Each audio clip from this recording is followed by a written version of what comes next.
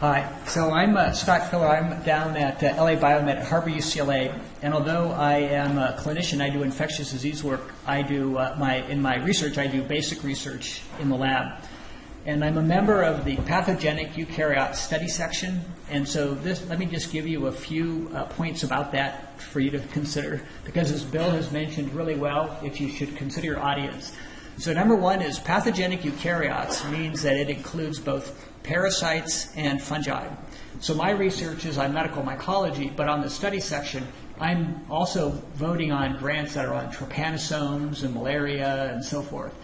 So this tells you up front that when you write your grant, the person reading your grant may well be an expert in the field, or that person may know almost nothing about the field. And you sort of have to write your grant in the Scientific American style, such that an educated scientist could understand it, but they may or may not know your research at all. The other thing about the composition of the grant, of the study section, despite the NIH best effort, it's about 1/3 women and about 2/3 men. And the other thing about it is, I would estimate about 1/3 of the people on the study section, English was not their first language. So what implication does this have for you? Well, first off, one minor point is about 8% of men have red-green color blindness.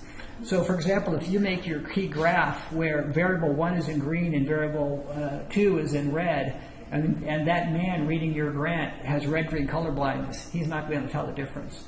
So number one is, as a Bruin, I always use blue and yellow.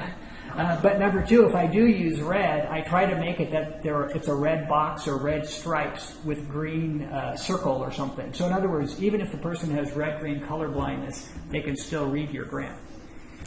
The other thing about the fact that about 1/3 of the people are very smart, but English wasn't their first language, I think speaks to the diversity of the scientific endeavor in America, which I think is a major strength. But it also means you need to write your grant really clearly. A lot of simple declarative sentences, because again, you don't want the reviewer to get bogged down in trying to just understand your English. And even if your sentence is grammatically correct, if someone who English isn't their first language can't understand it, that's not going to do you any good. So I think Bill went over this very, very clearly about the scientific review criteria. Let me mention that premise is really important. So the one thing that Catherine said, which I completely agree with, is that you should start working on your grant well in advance. And a lot of it involves doing a deep dive in the literature. That deep dive in the literature to know what's been done before has to go into your premise. And as Bill mentioned, you can just cite papers, but you should mention it. You should definitely do this. And certainly there are grants that I reviewed just last month where the premise clearly was really weak because they didn't bother doing their homework. And that's just a killer on it.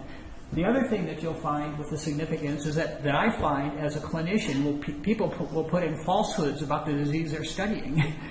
And so obviously you should not put things about the disease that aren't true. And so it's amazing how often this happens. And so if you're not a clinician, have a clinician read your introduction, because if you're putting in things that are wrong, it shows that you don't really know the subject you're studying, and it definitely weakens it. Probably the conceptual thing you should think about in your grant is when you put your grant in, you start out with a score of 100.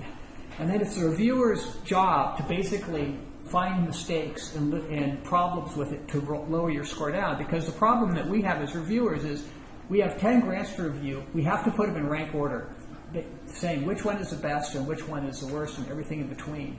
To be honest with you, and it can be really hard, because nowadays a lot of the weaker researchers have gotten out of the field. So the grants are oftentimes very, very well written. And so the question is how do I decide whether one grant is better than another? So little things actually matter.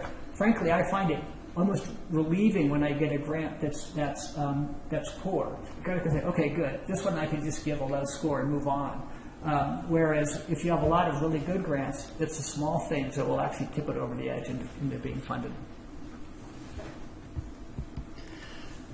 So the goals of the significance section, again, as Bill said, is to emphasize the importance of the research and gaps in currents of knowledge.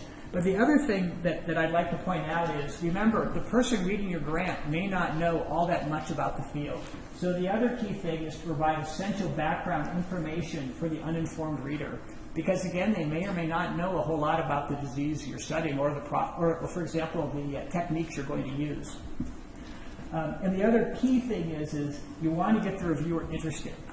Because, again, one of the key things is, does the reviewer think this is going to be an interesting grant? And so that's the key part of the significance section. And I can tell you, sometimes I've read grants where I read the first 3 games, I thought, oh my gosh, this person's going to have to do I'm really skeptical that this is a worthwhile area to study. But by the end of the significance sections, I thought, well, actually, it probably is pretty good. So, if you write it well, it can be a major bonus. So a key thing is don't assume the reviewer will read every word of your grant.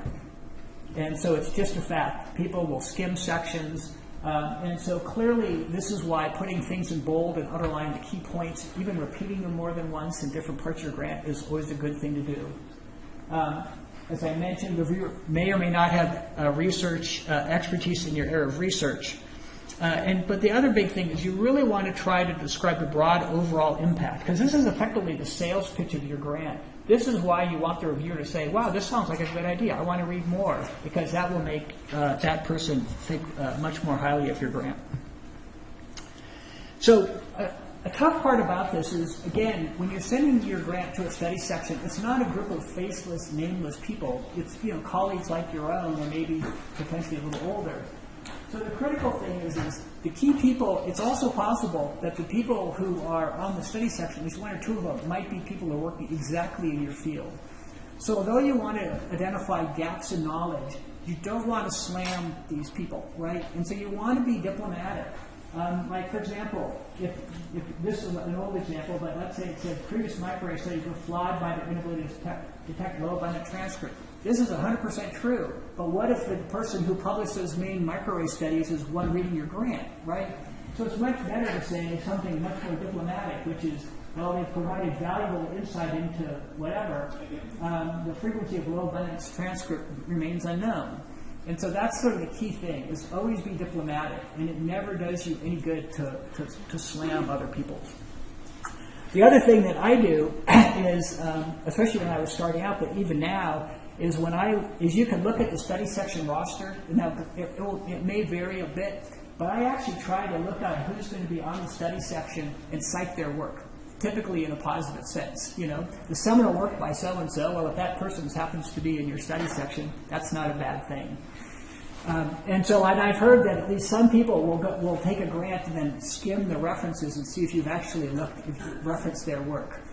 And especially since there's no limitation in the references, what's the harm of adding in, a person, the name of someone who's going to might be on the study section?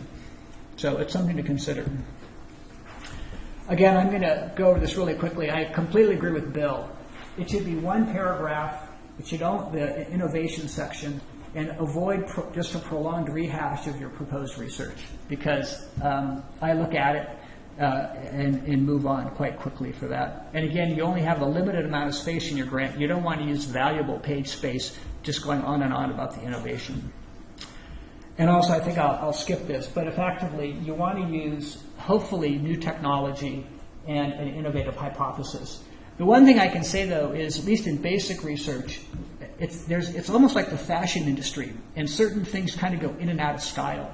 So there's no doubt that if you have 2 different technologies that you can use to address the same question, even if they're relatively equal, you should use the newest technology, because that's what reviewers like to see.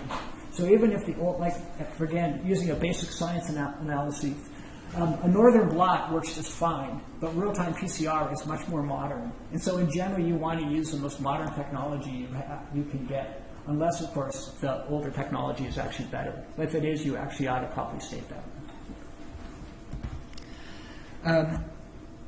I don't think I'll go into this. Let me just say, in general, for basic sciences, my experience has been that grants that focus on a process have a much higher success rate than grants that focus on a single protein or a single gene.